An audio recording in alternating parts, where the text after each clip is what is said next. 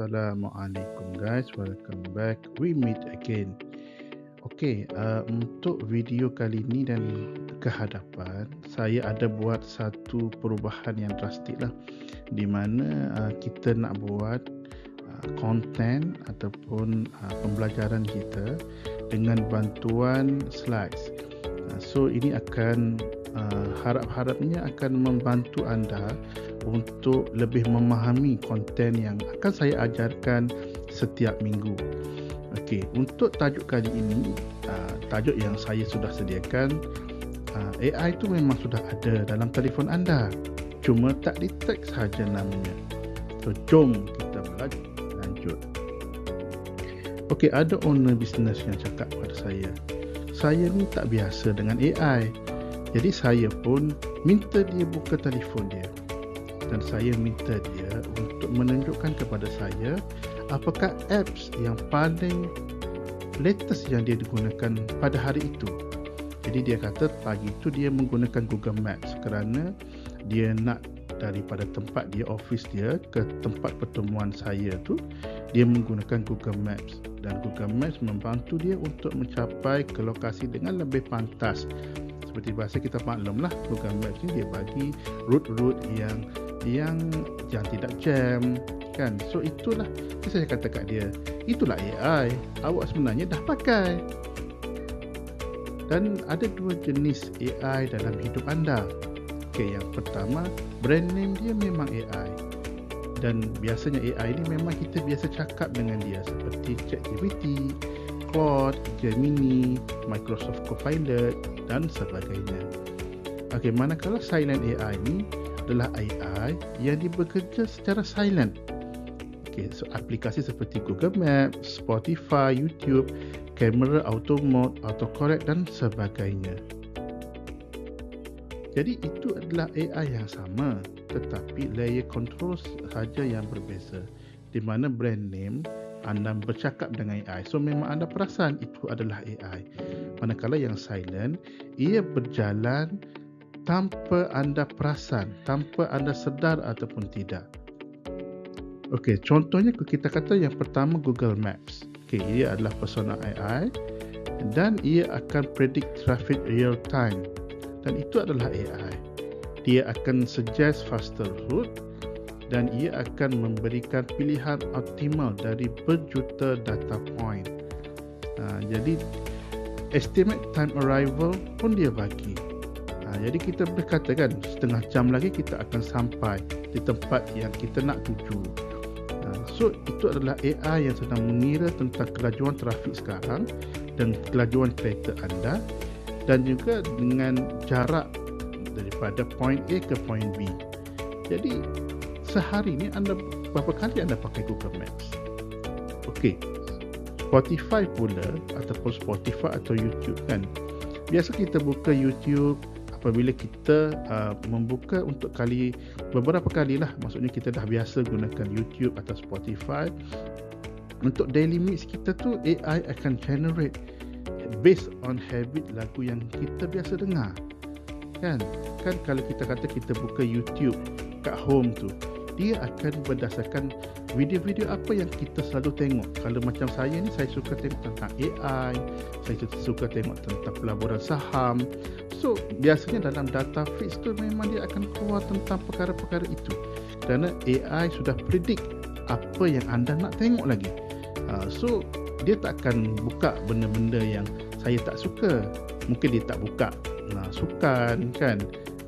Jadi apabila kita sentiasa melihat perkara itu di dalam YouTube, dan kita selalu mendengar lagu-lagu, contohnya anda suka dengan lagu 80-an, lagu 90-an, so AI sudah pun mengetahui anda suka lagu-lagu lama, so dia akan suggest kepada anda.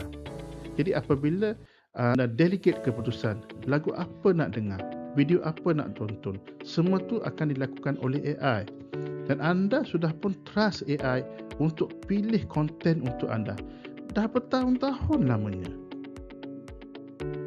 Kemudian kita kepada kamera telefon. Ni memang ada di tangan anda setiap hari lah kan. Contohnya face detection. Anda nak Contohnya untuk aplikasi sebagai apps di dalam iPhone, kan kita boleh lock telefon kita dengan guna face detection. Kita boleh lock mana-mana apps, ataupun kita boleh buka, ataupun kita apabila kita nak open kita punya telefon, perlu menggunakan face recognition kita, barulah dia boleh buka telefon tu. So itu adalah aplikasi AI. Dan apabila contohnya auto mode, AI analyze lighting, distance, subject type, lepas tu auto adjust, itu adalah AI. Dan kalau orang-orang biasalah yang suka beauty filter tu, lagilah itu adalah AI. Kan kita kata biasa kalau orang perempuan dia letak beauty filter, letak pakai lipstick di bibir mereka, itu adalah AI. Mereka sekarang ni mereka tak perlu dah nak make up, tak perlu dah nak bercantik-cantik, mereka perlu klik pada beautify. Jadi AI terus meletakkan lipstick, blusher dan sebagainya. Jadi AI juga dia akan buat face mapping untuk detect features, smooth skin, slim jaw, ada tu orang tambah janggut, tambah misai dan sebagainya. Jadi ini semua anda tak set secara manual lagi, AI akan buat untuk anda. Kemudian autocorrect dan typing prediction. Sebagai contoh dalam telefon kita lah, tak kisahlah kita gunakan WhatsApp, contohnya dalam Microsoft Word, kan dia ada autocorrect dan sebagainya. Contoh kita tulis Assalamualaikum, jadi Assalamualaikum dia akan terus autocorrect. Mungkin dia dah tahu itu adalah kesalahan. Kemudian ia buat suggestion bar di atas keyboard. Contohnya AI predict ayat seterusnya. Contoh kita tulis WhatsApp, jadi AI dia dah bagi suggestion ayat apa yang kita nak sambung. So kalau kita nak sambung, kita terus boleh pilih dengan features itu dan ia akan terus menyambung. So kita lebih cepat perbualan kita ataupun typing kita tu. Kemudian ada juga voice note transcribe ke teks. Ini memang saya sendiri selalu pakailah, kerana saya suka apabila saya melihat video-video di YouTube sebagai contoh, saya suka untuk transcribe daripada YouTube ke teks supaya saya lebih memahami apakah konteks yang dia nak yang disampaikan oleh penyampai itu. Dan ini adalah AI processing audio, AI yang processing audio anda. So ini adalah tugas-tugas yang memudahkan kehidupan kita seharian yang memang kita dah guna setiap hari. Jadi telefon anda dah learn ejaan habit anda specifically.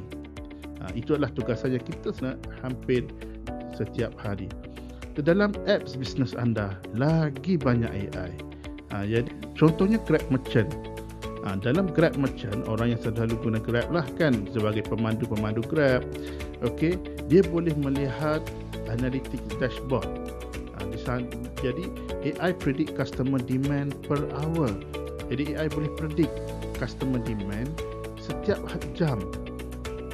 Kemudian dynamic pricing delivery. Jadi AI boleh calibrate supply driver versus demand customer. So jadi kadang-kadang tu AI, kalau contoh peak hour sebagai contoh kan, peak hour mungkin harga tu dia akan menjadikan lebih mahal. So benda tu AI yang buat, dan anda dah trust AI untuk pricing decision, dan ia adalah yang paling kritikal untuk bisnes anda. Okey, yang ni memang kita biasa gunalah hampir almost every day kan. Shopee, Lazada terutama sekali apabila dah ada features pay later dan sebagainya, memang orang lebih kuat lagi untuk shopping di dalam aplikasi jual beli online ini. Okey, apabila kita sedang mencari mana-mana produk yang kita nak, kita boleh tengok ranking produk yang kita nak cari tu, melalui search. Jadi kita cari apa-apalah macam ubat batuk, sebab kita batuk kita demam, kita cari ubat batuk secara online. Jadi AI sudah pun membuat algoritma AI akan decide ubat batuk mana yang sesuai untuk kita. Sebagai contoh, dia decide berdasarkan kepada jumlah pembeli yang ramai. Maksudnya nombor satu tu pembeli suka kepada produk itu. Ataupun dia mungkin algoritma AI dia decide berdasarkan keyword kita. Contohnya kita sedang mencari produk-produk yang spesifik. Contohnya mesin automatik untuk enjin air berjenama Joven sebagainya. Maksudnya kita spesifik. So itu akan menjadikan AI perlu mencari secara spesifik dengan apa yang kita carian itu. Dan kalau kita boleh tengok juga, customers also bought di dalam kedai kedai-kedai yang kita nak beli tu. So di situ juga AI cross reference behavior berjuta-juta customer. So pembelian itu sentiasa terjadi. Orang beli satu produk, dia tengok apabila AI suggest customer also bought, so dia kata, oh rupanya apabila saya membeli kipas ini, mungkin saya perlukan plug ataupun mungkin saya perlukan extension. So itu adalah apa yang AI akan bagi suggestion. Anda dah optimize business ikut AI feedback tanpa anda sedar. Visibility produk anda sama dengan AI verdict. Dah bertahun-tahun namanya. Okey, untuk banking app pula, kan kita biasa guna banking app kan. Jadi apabila contohnya dalam akaun kita tu ada transaction luar biasa, jadi kadang-kadang tu AI akan detect, dia akan kata dia akan buat OTP extra, ataupun dia akan minta call daripada bank. Itu adalah AI fraud detection, kerana bila dia detect sahaja akaun kita tu ada aktiviti luar biasa, ada pengeluaran atau kemasukan, bank akan call. Sebab sana saya sendiri pernah guna, dan di mana saya transfer akaun masuk dalam akaun saya. Jadi bank akan tanya, cik ada betul ke cik deposit duit sekian. Jadi saya pun, saya ada buat deposit sekian dalam jumlah yang banyak lah. Ataupun kita membuat pengeluaran, kita transfer kepada kenalan kita, kita transfer dalam jumlah yang besar, AI akan terus detect dan bank akan terus call kita, cik ada betul ke cik keluarkan duit ni untuk masukkan kepada orang sekian-sekian. Saya kata ya betul. So sampai begitu sekali AI, supaya ia adalah untuk detect supaya kita tidak membuat pengeluaran ataupun kemasukan sesuatu yang kita tidak minta.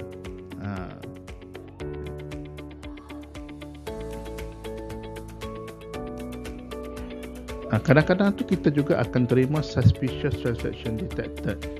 Itu bermaksud AI yang block transaction tu kerana ia nampak seperti something yang suspicious. Jadi aplikasi banking ini protect duit anda 24/7 tanpa bantuan manusia sekalipun. Jadi AI silently protect duit anda, dan anda dah lama hidup dengan AI, bertahun-tahun namanya. Kalau kita kata ChatGPT, ia memberikan anda direct control kepada chat anda.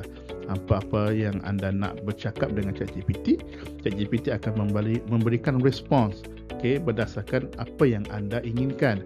Tetapi untuk silent AI, ia akan bertugas tanpa kita sedar atau mengawal AI itu. Jadi apakah implikasi teknologi AI ni untuk anda sebagai owner SME? Yang pertama, anda kena sedar bahawa AI ni bukan skill baru. Anda dah pakai bertahun-tahun namanya. Yang kedua, ChatGPT adalah mode pemandu. Jadi anda ini dari penumpang, anda pergi kepada pemandu. Anda yang akan mengawal steering, menyuruh ChatGPT untuk membuat apa-apa tugasan mengikut arahan anda. Jadi yang ketiga, anda perlu mindset shift. Maksudnya anda sebenarnya bukannya belajar perkara baru, cuma anda menggunakan pendekatan yang berbeza. Anda sebagai penumpang sebelum ini, anda pergi kepada driver. Maksudnya anda daripada pengguna AI kepada anda yang menggunakan AI untuk tujuan ataupun matlamat anda. Faham? Jadi kita audit telefon kita sekarang. Okey. Dalam masa 5 minit saya nak anda tengok sambil menonton video ini, anda tengok kepada telefon anda. Sama anda list 5 apps yang anda dah guna 24 jam yang lepas. Tanda mana-mana yang ada AI dalam apps tu. Saya jangkakan anda akan ada minimum 3 hingga 5 apps yang memang dah ada AI. Jadi di situ anda akan nampak anda sebenarnya dah pandai AI. Anda bukannya tertinggal. Okey, dalam episod 6, saya akan membincangkan tentang AI balas WhatsApp customer secara automatik dengan menggunakan bahasa Melayu yang natural. Bukan bot yang kaku yang reply, "Hi, how can I help?" Maksudnya kita akan ada conversation seperti manusia sesama manusia, tapi sebenarnya AI yang bercakap dengan prospek kita. Sampai jumpa minggu hadapan. Saya Nik Muhammad Fadli dan ini adalah Channel AI.